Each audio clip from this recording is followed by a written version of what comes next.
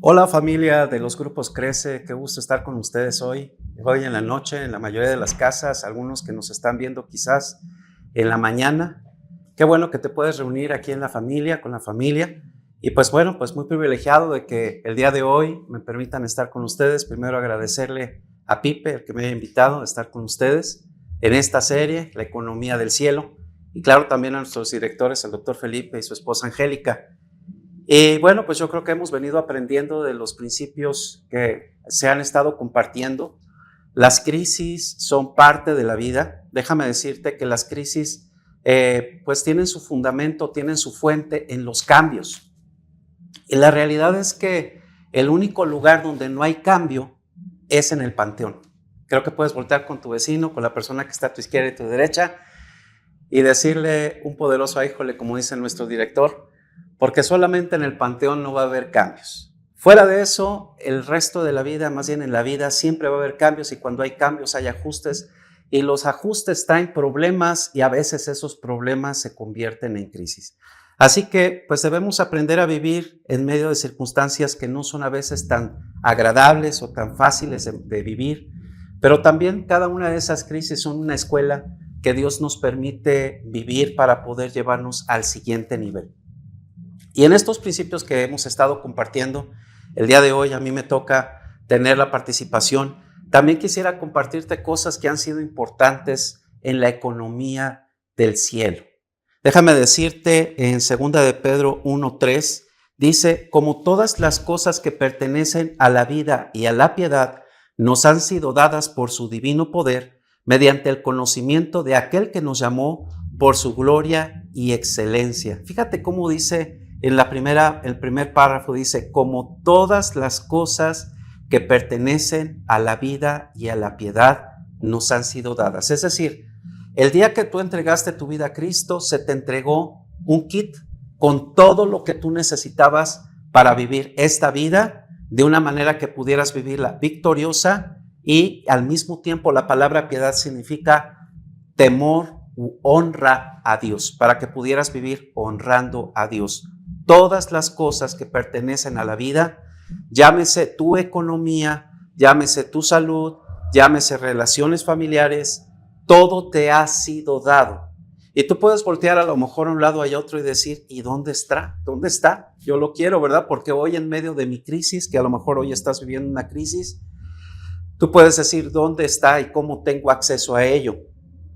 Y hay un principio que Dios nos ha enseñado en su palabra, en Mateo 6:33, que dice, mas buscad primeramente el reino de Dios y su justicia, y todas estas cosas os serán añadidas. Entonces, si conectamos 2 de Pedro 1:3 con Mateo 6:33, te podrás dar cuenta que ya te fue dado todo, pero hay un lugar específico donde eso está listo y a tu disposición para que tú puedas echar mano de él y entonces atender cualquier crisis. Dios sabía que íbamos a estar en medio de situaciones difíciles, nadie le toma por sorpresa. Sin embargo, lo que sí Él ha prometido y te ha dado es la provisión para que tú puedas atender la crisis. ¿Le puedes dar un aplauso a Dios ahí, en tu casa?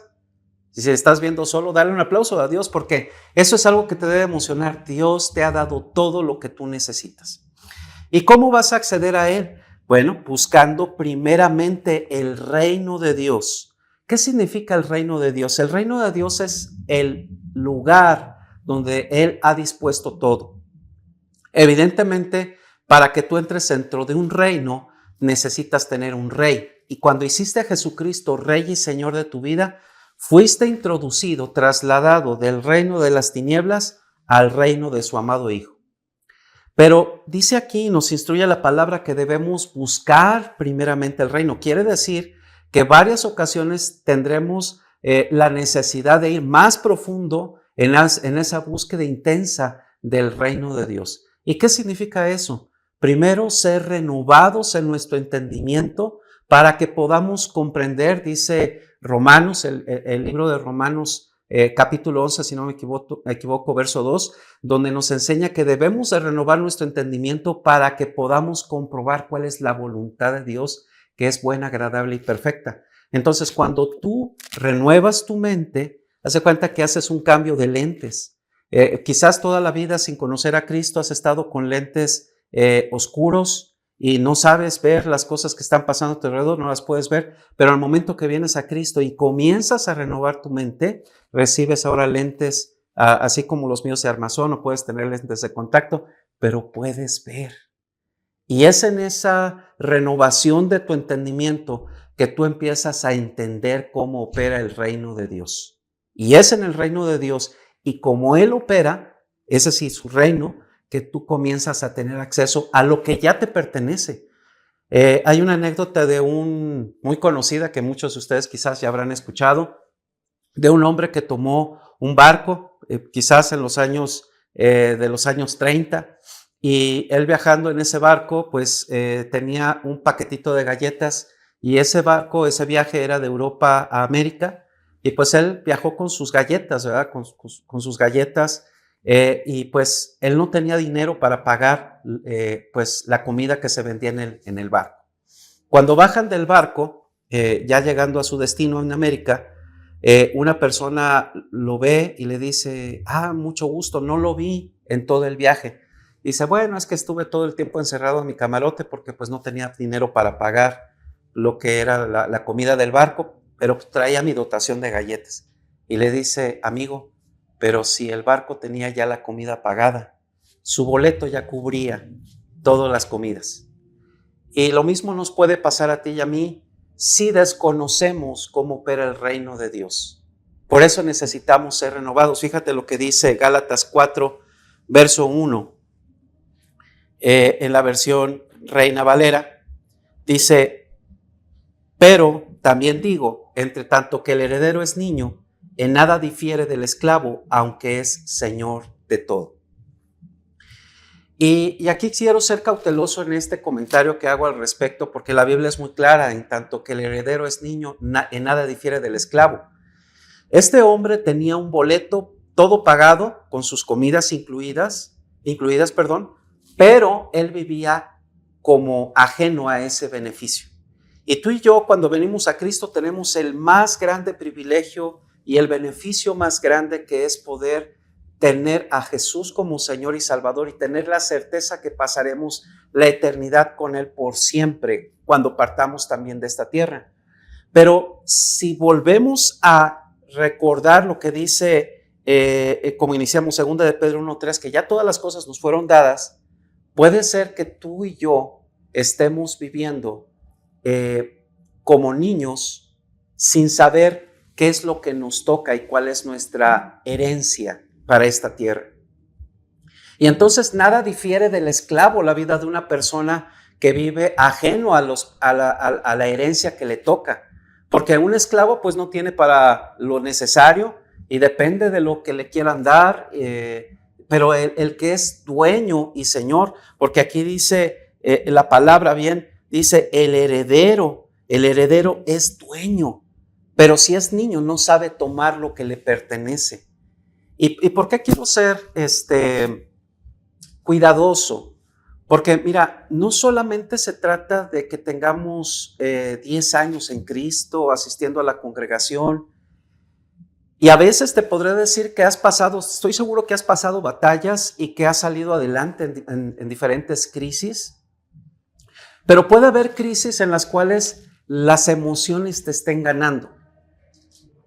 Y a lo mejor aquí enseñamos el principio de la economía del cielo de dar, pero las emociones te tienen cautivo y ese temor al mañana no te permite abrir tu mano para dar, aun cuando la instrucción va acompañada de una bendición, porque déjame decirte que lo que hemos aprendido en la economía del cielo, al dar con generosidad, nosotros somos bendecidos, hemos sido enseñados y también hemos sido enseñados a administrar lo que Dios nos da, pero el temor nos puede hacer retener la mano de dar y eso nos puede impedir recibir lo que Dios tiene para nosotros.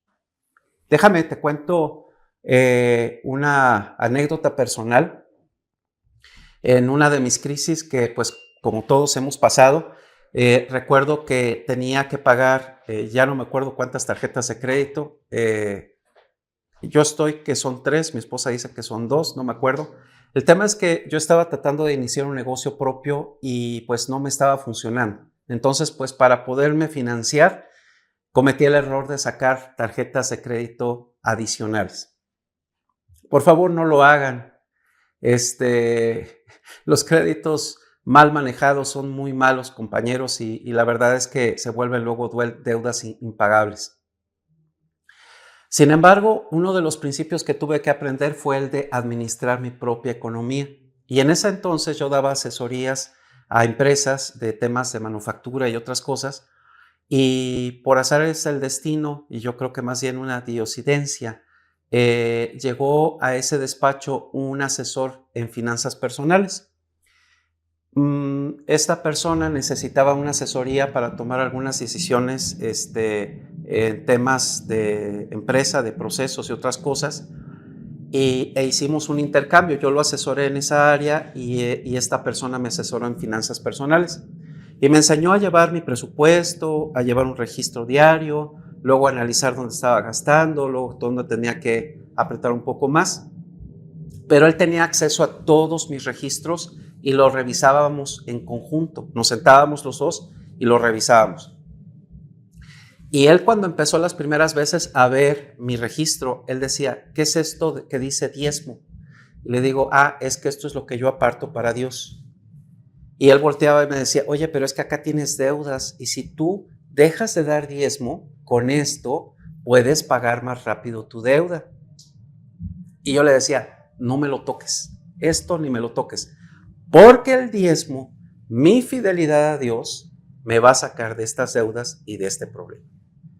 Y fíjense, una crisis me permitió empezar a dar testimonio, ¿verdad? A una persona que no conocía nada de Dios, y a través del dar a Dios y de honrar a Dios, Él me permitió testificar, pero también de una manera muy clara vi cómo Dios, o más bien, cómo una circunstancia probó mi fidelidad, porque pude haber sido tentado. Sin embargo, en medio de la crisis, aún a pesar de las emociones, si nosotros estamos fundados en la palabra, y no te quiero decir que seas así como una persona súper estudiosa y teóloga y todo eso. No.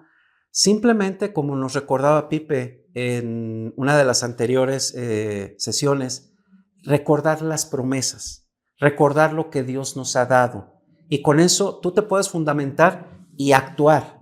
Pero si no tienes fundamento, va a ser muy difícil y entonces vas a ser como niño.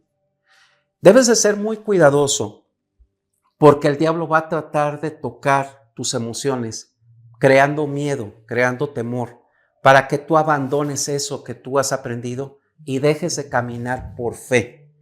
Déjame decirte que Dios nos ha provisto de 5 sentidos. Desde que estamos en el kinder nos enseñan el sentido de la vista, el sentido del tacto, el sentido del olfato, el sentido del gusto y el oído. 5 sentidos. Estos 5 sentidos nos han sido provistos para poder interactuar con el medio ambiente, con el entorno, con el que nos movemos, ¿verdad? Con lo que nos tocamos, vemos, olemos. Pero cuando vienes a Cristo y naces de nuevo en Cristo Jesús, eres provisto de un 6º sentido. Un 6º sentido que es espiritual y ese 6º sentido es la fe. Anótalo. Yo tengo un 6º sentido que es la fe. Pero el 6º sentido, que yo le llamaría un contrasentido, es opuesto a los otros 5 sentidos. Porque los 5 sentidos te van a guiar a lo que ves, a lo que percibes y a lo que sientes. Pero el sentido de la fe no tiene que ver con tus sentimientos, no tiene que ver con lo que ves, no tiene que ver con lo que está sucediendo a tu alrededor. El sentido de la fe opera en la convicción de lo que has trabajado, de poder tomar de la palabra e insertar en tu mente, meditarlo y luego bajarlo a tu corazón. La palabra dice, amado, yo deseo que seas prosperado en todas las cosas y que tengas salud, así como prospera tu alma. La Biblia nos está dando entonces la llave para que al ser transformados en nuestra alma, prosperados en nuestra alma, se activan dos áreas donde somos transformados y mejorados: en nuestra salud física y en nuestra economía. Amado, yo deseo que seas prosperado como prospera y que tengas salud como prospera tu alma. Entonces, ¿cuál es el trabajo del creyente? ¿Cuál es el trabajo del Hijo de Dios? Tú puedes a lo mejor estar batallando en medio de tu crisis con pensamientos de derrota, con pensamientos de temor, pensamientos de lucha. Pero si tú tratas de gobernar esos pensamientos con otros pensamientos usando tu lógica, déjame decirte que no vas a salir adelante. Te vas a hundir en una angustia y la crisis, en lugar de promoverte, te va a oprimir. Fíjate lo que dice Romanos capítulo 7, verso 22. Dice: porque según el hombre interior, me deleito en la ley de Dios, pero veo otra ley en mis miembros que se rebela contra la ley de mi mente y que me lleva cautivo a la ley del pecado que está en mis miembros. Si tú observas, en esta porción 22 y 23, nos habla de la ley de mis miembros, habla de la ley de Dios, la ley de mis miembros y la ley de mi mente. La ley de Dios es perfecta, no se equivoca, pero hay una ley que es la ley de mi mente, con la cual yo razono y uso la lógica. Y lo que dice Pablo es que él encuentra que él tiene una ley, la ley de la mente, con la cual él quiere hacer lo bueno, lo que es la ley de Dios, pero no puede. ¿Por qué? Porque hay otra ley que está en él, que es la ley del pecado que está en sus miembros, su carne, ¿sí? Entonces, cuando tú estás teniendo pensamientos de temor, pensamientos de muerte, pensamientos de derrota, pensamientos de pobreza, y empiezas a atacarlos a través de tus propios pensamientos, estás atacando carne con carne.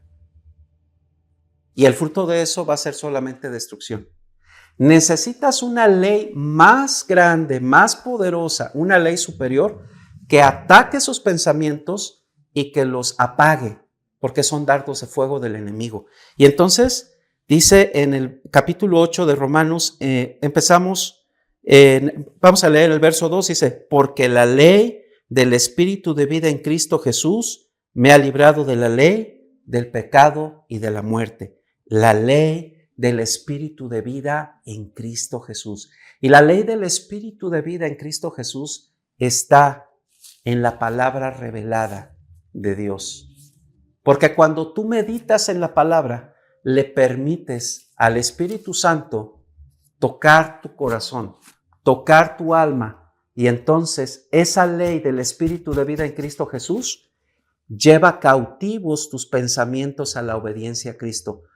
No es un acto mágico, no es un acto automático, requiere trabajo, requiere meditar. ¿Qué es meditar? Lo lees, lo imaginas, lo hablas, lo oras y lo guardas en tu corazón. Y lo vuelves a leer, lo meditas o lo imaginas, lo hablas, lo oras y lo guardas en tu corazón. ¿Por qué? Porque ese proceso que acabo de decir, lo que hace es estar impactando tus emociones, impactando tu corazón, porque se vuelve significativa la palabra al momento que estás viviendo. Y cuando tú haces ese trabajo continuamente, entonces tu mente es renovada, tu alma es transformada y entonces, ¿qué crees? Comienzas a ser prosperado. Mi caso personal, en esa misma época que yo te comento, yo era cristiano ya de por lo menos de 10 a 12 años de cristiano, pero en esa crisis que me tomó por sorpresa, aprendí este principio y le dediqué mucho tiempo a meditar en la palabra de esta manera, respecto a lo que Dios dice y a lo que Dios me ha dicho que me pertenece. Y fue en medio de ese proceso que el consejo de Dios vino a través de personas que me aman, de nuestros directores, pero el consejo lo pude escuchar y sobre todo ser obediente a los principios de la economía del cielo, para no retener, sino para dar, pero dar con fe, creyendo que cuando yo doy, se activan las bendiciones sobre mi vida.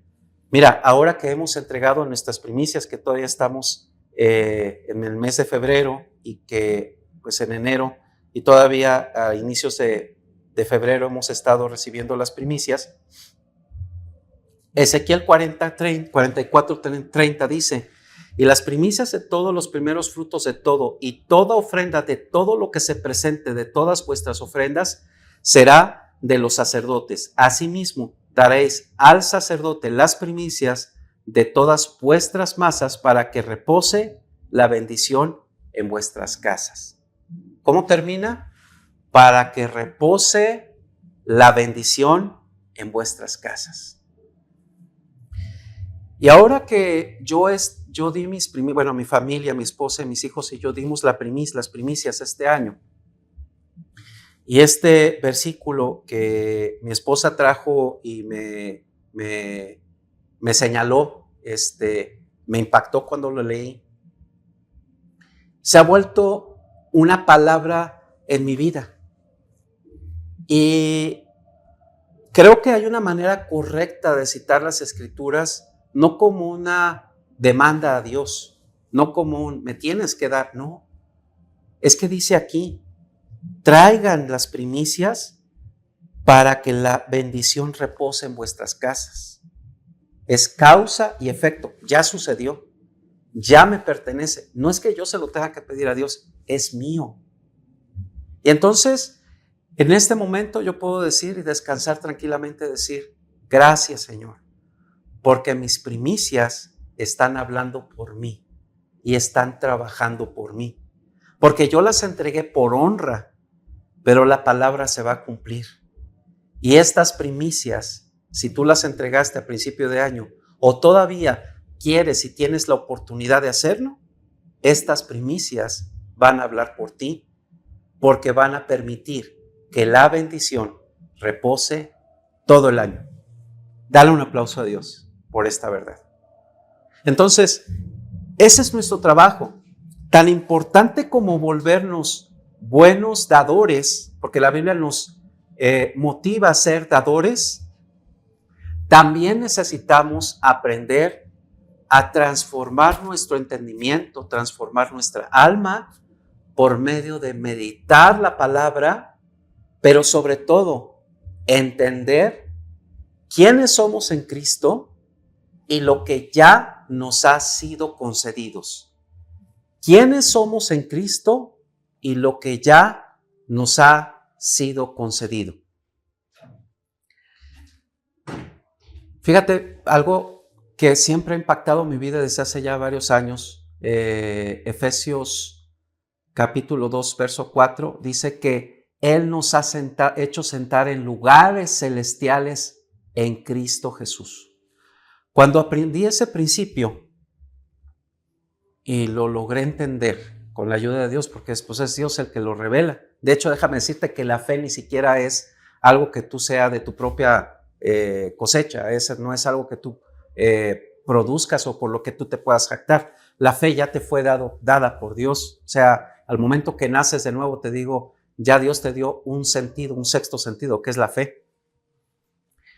Pero este principio de sentados en lugares celestiales con Cristo, cuando habla la palabra sentados, es que nos ha dado autoridad. ¿Con quién? Con Cristo. Es decir, Jesús junto conmigo está ejerciendo su autoridad. Y cuando tú logras captar, después de meditar esta palabra, orar con ella, recibirla, porque mucha de la palabra cuando la meditas, para poder permitir que se encarne, lo único que tienes que hacer es decir: gracias, Dios, porque me has hecho sentar en lugares celestiales contigo. Estoy sentado en autoridad contigo en los lugares celestiales. Cambia tu perspectiva, porque cuando tú oras desde tus emociones contra la crisis, tú puedes decir: Señor, sálvame que me ahogo. Estás orando desde tus emociones. Pero si tú oras de acuerdo a la verdad de lo que te pertenece y quién eres en Cristo, y tienes esta palabra que te acabo de decir, Efesios 2:4, sentado en lugares celestiales con Cristo, tu oración cambiaría y diría algo así: te agradezco, Señor, que estoy sentado junto contigo en los lugares celestiales. Ahora, en la autoridad que me ha sido dada en el nombre de Jesús, tormenta, calla, enmudece.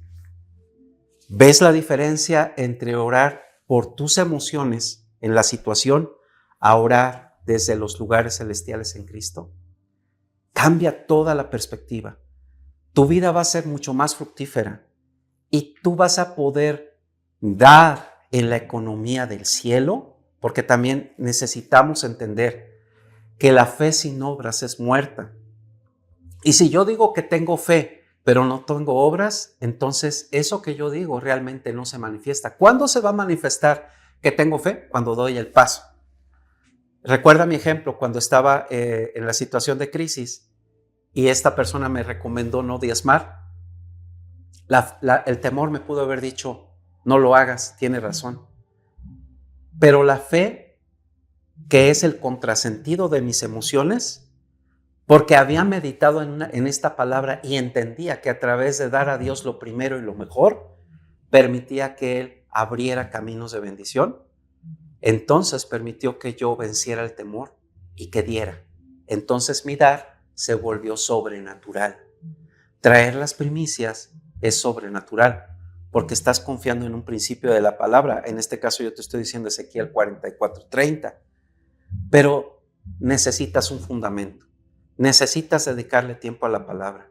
Y cuando estés atribulado, mira, el diablo te va a lanzar dardos de fuego y te va a tratar de tirar. ¿Cómo trabajó o cómo intentó el diablo engañar a Jesús en medio de la tentación en el desierto? Cuestionando su identidad. Todo lo que él hizo y todo lo que él lo tentó le decía, si eres hijo de Dios, haz esto.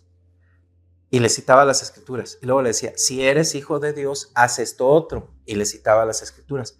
Pero lo que el diablo va a tratar de robarte es tu identidad de hijo.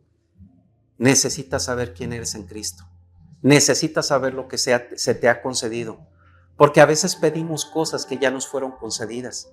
Pero si ya está en la palabra, ahora opera en él. Es más, déjame decirte que a veces, pero siempre es mucho mejor orar. A veces vas a poder operar en eso aunque no hayas orado, porque tu vivir, tu caminar, tu forma de hablar, tu rostro es una oración continua, porque tú testificas con tu forma de hablar, con tu forma de caminar, con tu forma de actuar. Entonces, ora conforme a lo que dice la palabra y actúa de acuerdo a lo que dice la palabra y obedece los principios de la economía del cielo para vencer tu crisis. Me gustaría ir cerrando mencionando que para poder salir de nuestras crisis, primero debemos aprender a administrar nuestras emociones. Echa mano del contrasentido de la fe, el sexto sentido que Dios te dio, y obedece lo que la palabra dice. Toda la gente a tu alrededor puede estar corriendo de un lado para otro, teniendo temor, pero tú ya no eres un niño, eres heredero. Y si eres heredero, entonces puedes echar mano de lo que te pertenece. ¿Cómo dominas tus emociones y tus pensamientos? Transformando tu entendimiento por medio de la palabra, meditando en ella y reconociendo quién eres y lo que te pertenece ya. Busca retener la verdad de la palabra. Y el plan de Dios para sacarte de una crisis es que medites en lo que Él te ha dicho y obedezcas sus instrucciones. Acuérdate de esto. Siempre la palabra. Y a veces, cuando venga la crisis, vas a tener un arsenal listo porque eso se habrá encarnado. Porque no tienes que esperar a estar en crisis para ir a la palabra. Si ya te agarró la crisis y no tenías una reserva, un arsenal, no pasa nada. Ve a ella, pídele al Espíritu Santo, enséñame ¿Dónde hablas acerca de este tema? Y te vas a encontrar un montón de versículos. Reúnete con gente que esté a tu alrededor, que te motive, que te instruya si es necesario dónde dice la palabra al respecto de esa situación, y medita y ora con ella. Déjame decirte que en mi caso personal, mi esposa, que es mi ayuda idónea, que es una bendición para mi vida, ella, como todo ser humano, de repente podemos, cuando viene una crisis, sentirnos, en lo personal, yo hablo como persona, puede ser que la crisis en un momento me pueda querer sacar de balance emocionalmente. Pero por eso la Biblia dice que por eso son dos.